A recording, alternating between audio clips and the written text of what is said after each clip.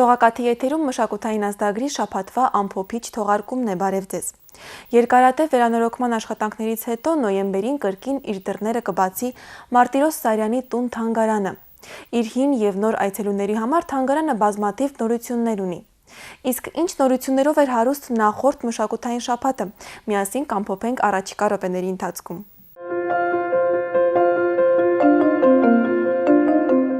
Ավրորա մարդասիրական նախաձեռնության եւ Մայր ձեռագրատան համագործակցության արդյունքում 10 գիտ էքսկուրսավարներ կվերապատրաստվեն Գերմանիայում։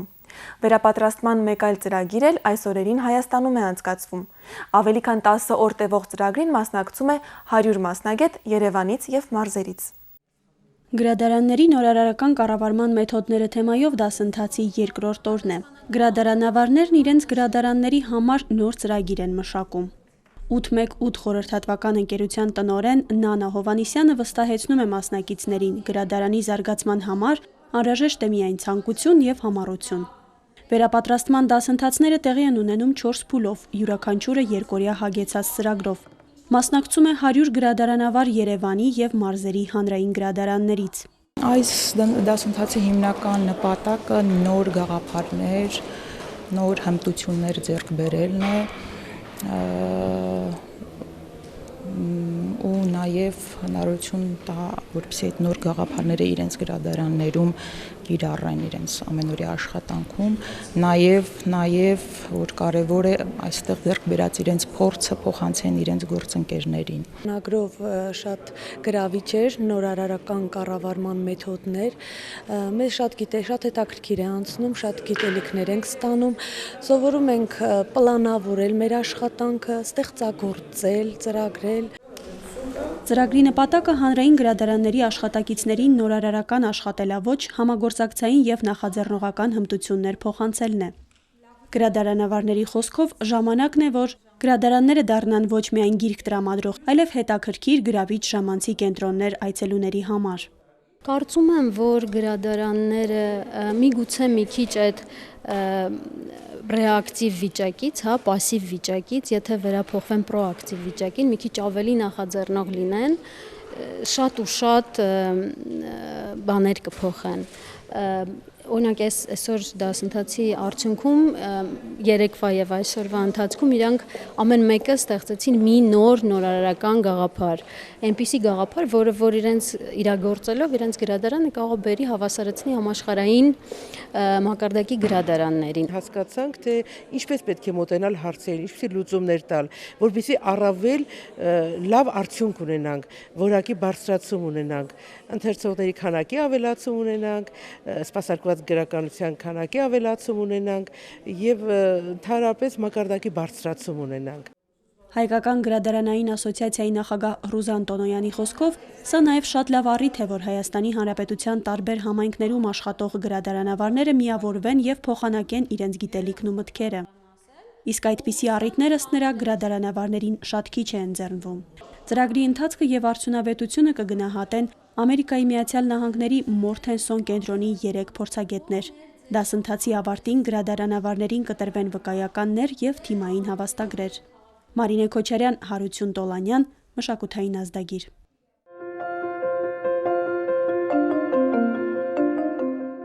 Մետրոպոլիտենի երիտասարդական կայարանի սովորական անցուդարձը մի փոքր անսովոր է դարձել Հովհաննես Թումանյանի թանգարանի նախաձեռնության շնորհիվ։ Մետրոյից օգտվողները հնարավորություն ունեին դիտելու վերնատուն ցուցահանդեսը։ Հատուկ բեմադրությամբ հանդես եկավ նաև թանգարանի Ռոտոնդա թատերախումբը։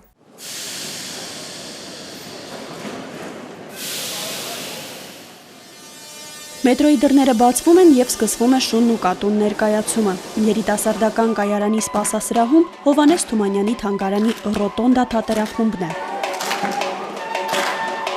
Թատերախմբի երեխաների համար անսովոր եւ հատուկ միջոցառում է։ Իրենց սիրելի ներկայացումն այս անգամ խաղում են ուղևոր հանդիսատեսի համար փոքրինչ աղմկոտ վայրում։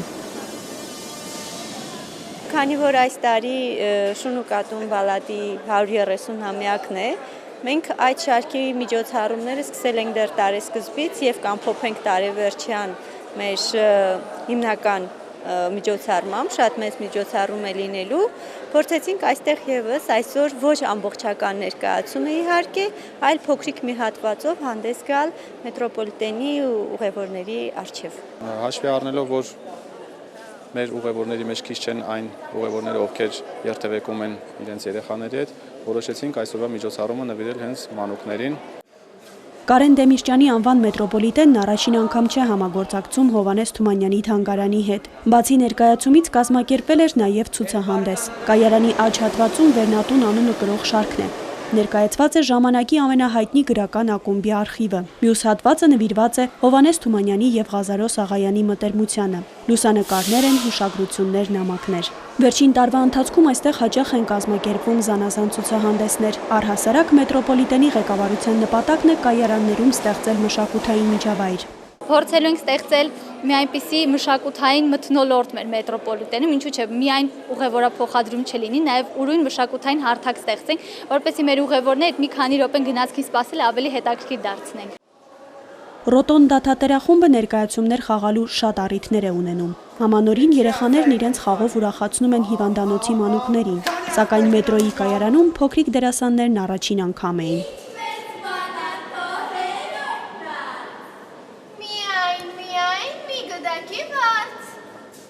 Սա լավ առիթ է, որ ինչու՞ չէ, նաև կայարանում մի պա կարելի է նաև բեմադրություն անել, մի պա կանգնել, մոռանալ հոգսերդ, մի պա չշտապել ու վայելել։ Չէի պատկերացնում, որ մետրոյում խաղանք, ես պատկերացնում էի բեմում, բայց ստեղ ավելի լավ է։ Բոլոր մարդիկ կտեսնեն մեզ, կուրախանան, կուզենան էլի հաճախեն մեզ մոտ։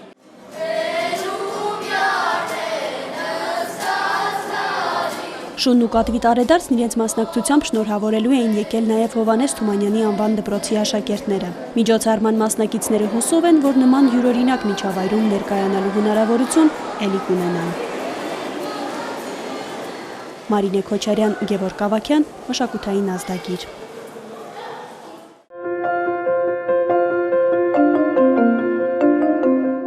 Մեկնարկել է տարվա ամենաշեքսպիրյան թատերական շաբաթը։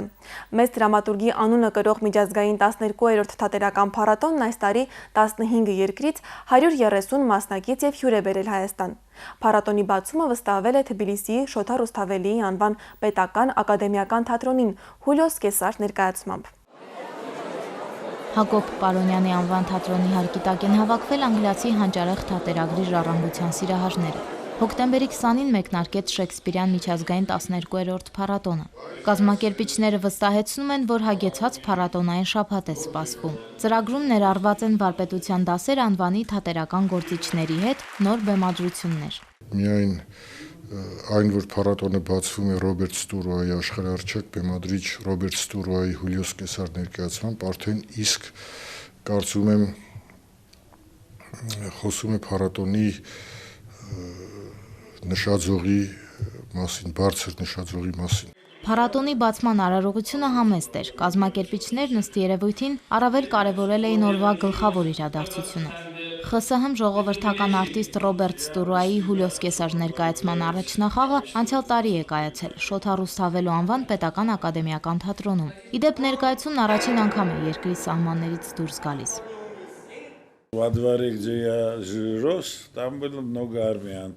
Այն բակում, որտեղ ծնվել, մեծացել եմ, շատ էին հայերը։ Ինձ բախտ է վիճակվել ընկերություն անել հայ ռեժիսորների՝ Աճեմյանի, Ղափլանյանի, Ղազանչյանի հետ։ Նոր բեմադրությամբ հանդես գալը մեծ պատիվ է։ Չգիտեմ, հանդիսատեսը ներկայացումը կգնահատի, թե ոչ։ Շատ ուրախ եմ կրկին գտնվել այստեղ։ Մեծ սիրով համաձայնեցինք մասնակցել, քանի որ զգում ենք, որ այստեղ մեզ սիրում են։ Դե իսկ հայկական հյուրընկալության մասին բոլորը գիտեն։ Потому что гостеприимство армянское тоже известно. Ստուրոյի Շեքսպիրյան ներկայացումները Ռուսթավելու թատրոնի համար անձնագրի դեր են կատարում։ Եթե թատրոնը չունենա բարձրակարգ արտիստներ, ասում է Ստուրոյան, գործնականորեն չի կարող Շեքսպիր հաղթահարել։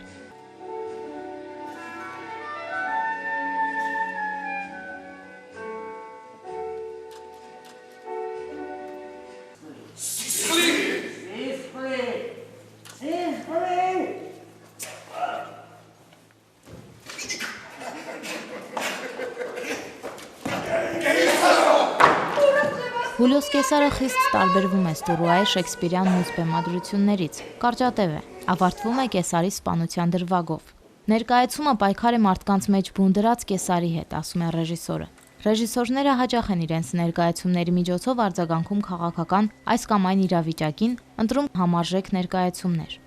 Համաշխարհային դասականների պիեսների հիման վրա Ռոբերտ Ստուրոան աշխարհի տարբեր երկրներում ավելի քան 80 ներկայացում է բեմադրել։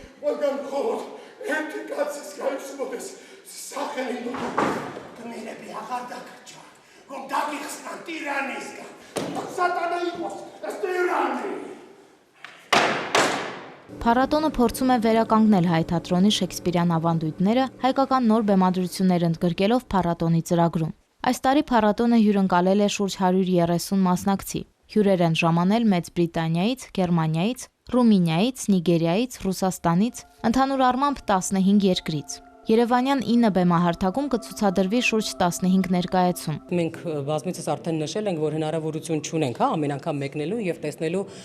այլ ազգերի մշակույթը, բայց այսօր մենք կարողանում ենք նրանց բերել մեզ մոտ եւ արվեստի մարդկանց, մեր երիտասարդությանը, առհասարակ մեր հասարակությանը ներկայացնել նման անուն մարդկանց։ Տարբեր երկրներից եկել են փառատոների ղեկավարներ խոսելու իրենց փորձի մասին եւ տեսնելու Շեքսպիրի հայաստանյան մեկնաբանությունները։ Շեքսպիրյան փառատոնային ցանցը կարող է դիմել Եվրամիությանը եւ ֆինանսական աջակցություն ստանալ, քանի որ փառատոների եվրոպական ցանցի անդամ է նաեւ Հայաստանը։ Անուշ Արաքելյան, Վռամ Խանամիրյան, մշակութային ազդագիր։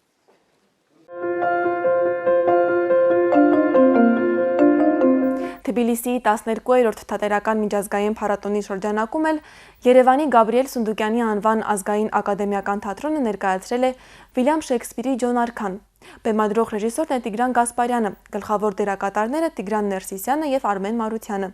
Ջոն Արքան ներկայացման պրեմիերան կայացել է 2012 թվականին Մեծ անգլիացու ծննդավայրում Գլոբուս թատրոնի բեմում։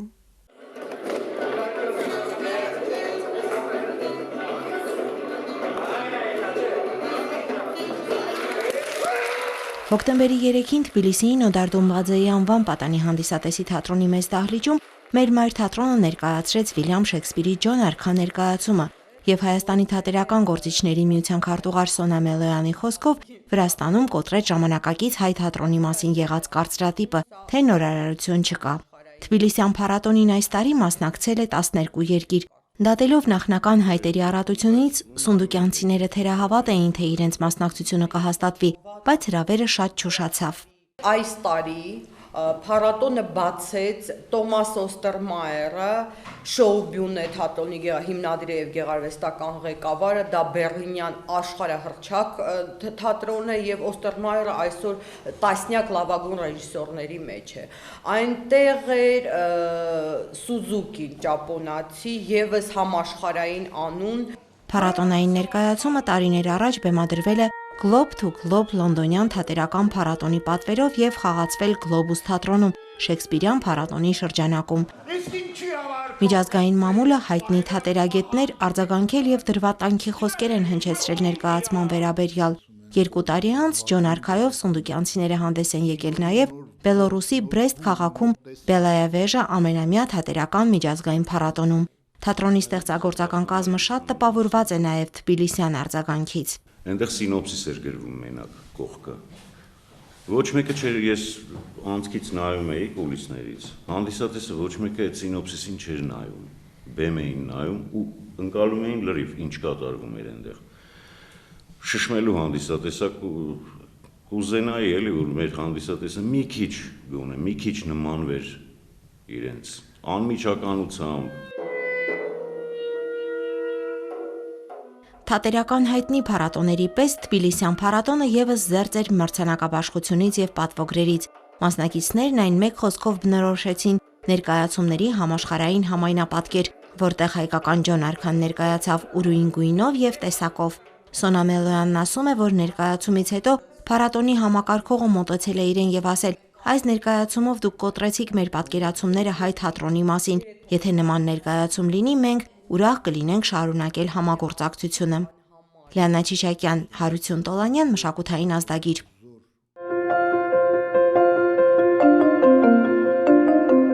Թատերասերների համար նախորդ շաբաթն իսկապես հարուստ էր։ Պրեմիերա Մհեր Մկրտչյան արտիստական թատրոնում։ Ռիչարդ Կալինոսկիի «Հրեշը լուսնի վրա» դրաման ներկայացվեց Գրիգոր Խաչատրյանի բեմադրությամբ։ Եղեռնը վերապրած երիտասարդների եւ մարդկանց ձեռքով կատարված չարիքի հետևանքների մասին է հրեա դրամատուրգ Ռիչարդ Կալինսկիի «Հրեշը լուսնի վրա» պիեսը։ Աշխարհի 12 լեզուներով թարգմանված պիեսը հետաքրքրել է տասնյակ ռեժիսորների, բազմիցս բեմադրվել, խաղացվել աշխարհի 35 բեմերում։ Կալինսկիի այս պիեսին անդրադարձել են հայաստանյան մի շարք թատրոններ, այդ թվում Երևանի պատանի հանդիսատեսի Ստանիսլավսկու անվան, Գորիսի, Գյումրիի թատրոնները։ Փարիզում այն բեմադրել է Պիտեր Բրուկի աղջիկը Իրինա Բրուկը։ Այս շաբաթ հրեշը ռեժիսոր Գրիգոր Խաչատրյանի բեմադրությամբ վերադարձավ Երևանի Մհեր Մկրտչյան թատրոն։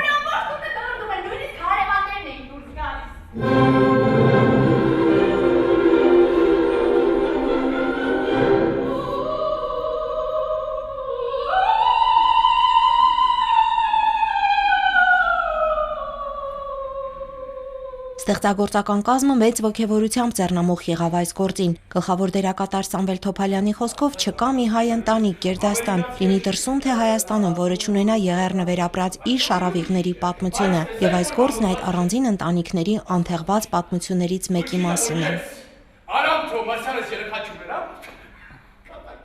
Սա մեր բոլորի ցավն է, մեր բոլորի այն հոգում թաքնված սկզբիցն է, որ բոլորս ունենք ու կարծում եմ ռեժիսորների մոտ այդ միտքը կամ այդ ցանկությունը առաջանում է հենց դրա համար, որովհետև նաև իր անձնական ցավն է դա։ Ուզում է բեմ բարձրացնի, համենայն դեպս կարծում եմ մեր ներկայացումը լուսավոր կետով է ավարտվում։ Դեպքերը ծավալվում են Հայոց Մեծ Եղեռնից ընդամենը 5-6 տարի անց Ամերիկայի Միացյալ Նահանգներում հանգրվանած հայ նորապսակների ընտանիքում։ Զույգի մաքարումների նրանց ընտանիքների սարսափելի անցյալի մասին հանդիսատեսը իմանում է միայն ներկայացման ավարտին, հանգուցալուծման մեջ։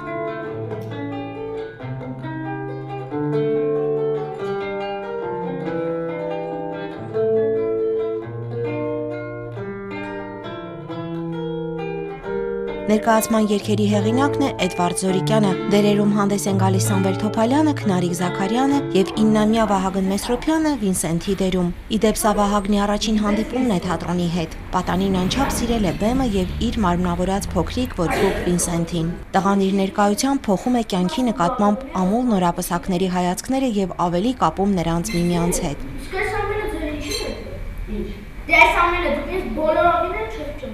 Դու խոսում ես Եղեռնի մասին առանց Եղեռն ցույց տալով։ Այդ արդյունքները թաքնված են հումորի, ծիծաղի հետևում կան այդ արդյունքները, բայց համենայն դեպս մեր ներկայացման մեջ այնքան կա այդ հումորը, ջերմությունը, ծիծաղը, որ դա չի ճնշում քեզ։ Հրեշը լուսնի վրա ներկայացումը ստիպում է սիրել մահից մազապուրց եղած եւ ամեն ինչ կորցրած մարդու կամքի ուժը, լացել նրա ցավի համար ու մտածել, թե որքան շատ պատմություններ կան, որոնք չեն արժանացել հիշատակության, սակայն նույնքան նվիրական են եղել վերապրածների համար։ Փոքրիկ ընտանեկան պատմություն, ողբերգություն, ջարդից երկու դրվագ եւ լավատեսության, կյանքի շարունակության մասին ուղերձ մարդկությանը։ Լիաննա Չիչակյան, Գևորգ Ավագյան, մշակութային ազդագիր։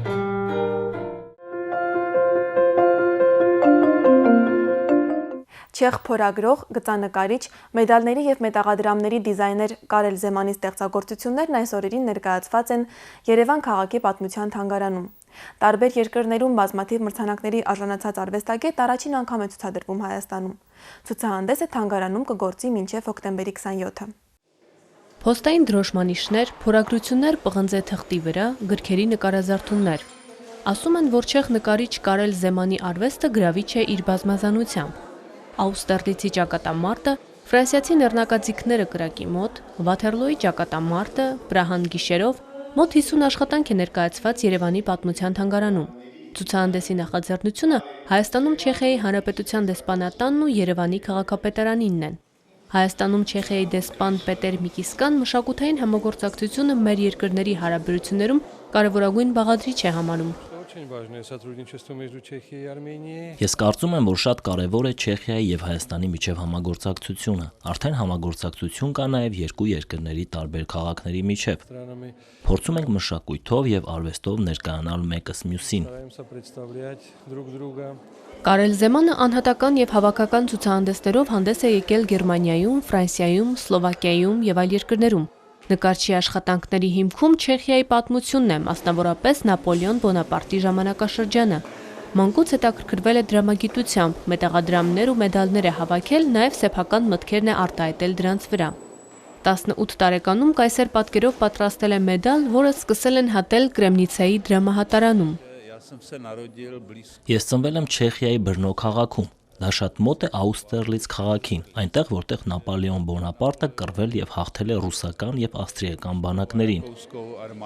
Եվ քանի որ այնտեղ եմ անցկացրել մանկությունս, դա ազդել է իմ հետագա աշխատանքի վրա։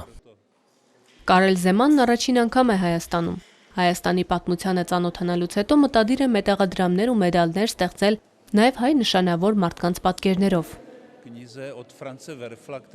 Հայաստանի մասին իմացել եմ Ֆրանց Վերֆելի «Մուսա լեռան 40 օրը» գրքից։ Հայաստանն ինձ շատ է հետաքրքրում նաև այն պատճառով, որ մենք էլ հայերի նման փոքր ազգ ենք եւ անում ենք ամեն ինչ, որպեսզի պահպանենք մեր պատմությունը։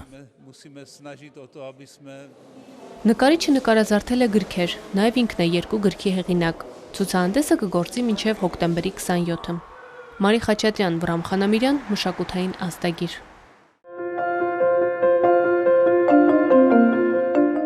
Պուլիցերյան 100-րդ մրցանակաբաշխությանը մրցանակի է արժանացել նաև ամերիկահայ գրող Փիթեր Բալաքյանը։ Նա լավագույնն է ճանաչվել պոեզիա անվանակարգում Օզոնի հանդես բանաստեղծությունների շարքի համար։ Իսկ ինչ նորություն կա մեր գրախանութներում, կիմանանք դիտելով նոր գրքերի մասին պատմող մեր մշտական էջը։ Ակամայից ստանձնելու եմ Վերգիլիոսի դերը եւ ուղեկցելու եմ ձեզ դեպի դժոխք Արցախյան պատերազմի մասին դժոխքից վերադարձ կա գրքում նկարագրվում են իրական պատմություններ բացարձակ զերծ գունազարդումներից կամ գրողական հնարքներից։ Պատերազմի վերաբերյալ հուշագրության հեղինակի բժիշկ Գևորգ Գրիգորյանի թեման զուտ պատերազմն է, գրում է որպես ականատես ու մասնակից։ Հեղինակը նկարագրում է նաև նախապատերազմական իրավիճակները, բռնությունները, հայկական հողերի հայաթափությունը, պատմում է Արցախյան պայքարի նշանավոր հերոսների, խաղաղ բնակիչների մասին, այն լարված ամիսների մասին, երբ հայերն արդեն չհայտարարված պատերազմի մեջ էին, իսկ ազատամարտիկները միութենական լրատվամիջոցներով հայտարարվում էին հակապետական անձեր, որոնց պետք էր հետապնդել, բռնել, բանտարկել։ Գևորգ Գրիգորյանը ադրբեջանական բանտում գերված հայ բժիշկներից է, նրա հետ գերության մեջ են եղել նաև Գետաշենի խաղաղ բնակիչներ։ Այս գիրքը առաջին անգամ լույս է տեսել 90-ականներին, երկրորդ հրատարակության դրդողը ակամա եղել է ապրիլյան պատերազմը։ Երբ որ այդ Գետաշենի դեպքերից հետո բազմաթիվ ինտերվյուներ եւ այլն մեծ տորան Մոսկվա պարլամենտում ելույթ ունեցան, Կոքսի հետ հանդիպեցինք, մի խոսքով ուշադրության կենտրոնում ենք։ Գիրքը մենակ Գետաշենի մասին չի իհարկե, բայց Գետաշենի պատմությունը մի ամբողջ հերոսամարտ է Արցախյան ազատագրական պայքարի մեջ։ Պատերազմի մասին մյուս գիրքը Անտարես հրատարակչությունը լույս է ընծայել Նոբելյան մատենաշարում։ Պատերազմը կնոջ դեմք չունի գրքի հեղինակ Սվետլանա Ալեքսիևիչն անցյալ տարի է արժանացել Նոբելյան մրցանակի։ Գրքում երկրորդ համաշխարհայինի բնույթն ու էությունը նկարագրված է բոլորովին այլ, անսպասելի ռակուրսով։ Ալեքսիևիչի փոքրինչ լրագրողական հնարքներով գրքում պատմում են կանայք եւ բացվում են պատերազմի գրեթե անհայտ իրողությունները շատ ավելի անողոք ու սարսռալի։ Միայն փաստացի տվյալներով երկրորդ հայրենականին տարբեր տեսակի զորքերում ծառայել է ավելի քան 800,000 կին, բժիշկներ, կապավորներ, օդաչուներ, տանկիստներ, նավաստիներ, վարորդներ, դիպուկահարներ ու պարտիզաններ։ Մի քանի տարվա ընթացքում Ալեքսիևիչն անձամբ է հանդիպել վետերան կանանց ու գրառել նրանց պատմությունները։ Դաժանորեն անկեղծորեն դաժան, ճշմարիտ։ Պատերազմի մասին այս բան ես առաջ անգամ կարդացի։ Որևէ պատերազմի մասին հնուց մինչև մեր օրերը։ Ահավոր տառապանք ունի հեղինակը, ինքը ահավոր տառապում է այդ ամբողջը տեսնելով, լսելով նրանց պատմությունները, այն նրանց ապրած իրավիճակների մեջ խորանալով, դաժան պատկերներ շատ կան, եւ դրանք բոլորը գեղարվեստի հորինվածքներ չեն, դրանք բոլորը ապրված կյանք է կոնկրետ այդ կանանց, որը ճշմարտացիորեն գրի առել եւ հանձնել է ընթերցողին Ալեքսիևիչ։ Պատերազմների մասին պատմող երկու գիրքն էլ արդեն կան Իսահակյան 16A հասցեում գործող հայ գիրք գրախանութում եւ Երևանյան մյուս գրատներում։ Հերմինե Ակոբյան, Հարություն Տոլանյան, Մշակութային ազդագիր։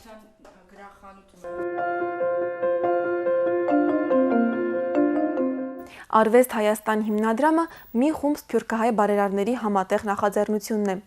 Նրանց նպատակը դրա միջոցով Հայաստանում ժամանակակից արվեստի ոլորտի զարգացմանն աջակցելն է։ Հիմնադիրները մոտ օրերս ներկայացնելու են իրենց ստեղծած նոր կառույցի գործունեության մանրամասները։ Դրա, ինչպես նաև գալիք օրերին սպասվող մշակութային մյուս իրողությունների լրահավաքով կհանդիպենք արդեն հաջորդ շաբաթ։ Ցտեսություն։